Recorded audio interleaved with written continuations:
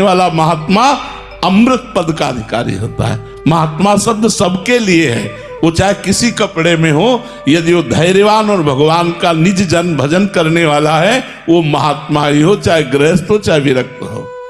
महाराज जी, एक साधक कह रहे थे कि जैसे आप बोलते हैं कि 25-25 साल हो जाते हैं, मन को काबू करना बड़ा कठिन है, भगवत कृपा हो तो एक वो है। तो महाराज जी कह रहे हैं कि कभी कभी एकदम उत्साह रहित हो जाता है मन की, मतलब कि 25 साल हो गए इन महापुरुषों को, तो फिर बिल्कुल उत्साह रहित हो जाता है। पर भगवान फिर कृपा करते हैं और सहयोग करते हैं। कभी कभी मन एकदम निराशा पैदा कर देता है, बताया नहीं कि भगवान तो मिले नहीं और विषयानंद सामने दिखाई दे रहा है भोगने के लिए, और मन लालायित है पर भोग नहीं रहा क्योंकि भगवान के मार्ग में चलना है।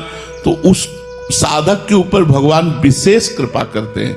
जहां वो लड़खड़ाने लगता है तहां कृपा करके संभालते हैं और फिर अपना आकर्षण देते हैं, क्योंकि ये मार्ग प्रारंभ भी भगवान से होता है और मध्य भी भगवान में है और अंत भी भगवान से ही होता है। साधक की कोई सामर्थ्य नहीं, उसका साधन भी भगवान है और उसके साध्य भी भगवान है।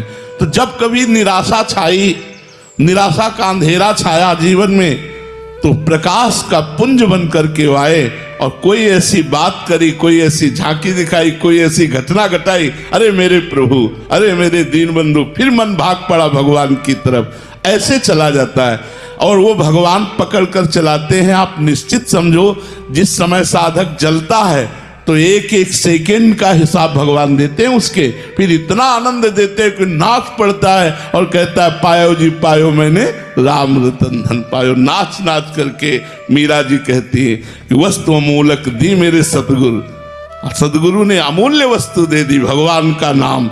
इतना परमानंद मिलता है, जीव कृतकृत्य हो जाता है। इसलिए थोड़ी ये जलन तो बर्दाश्त करनी पड़ेगी।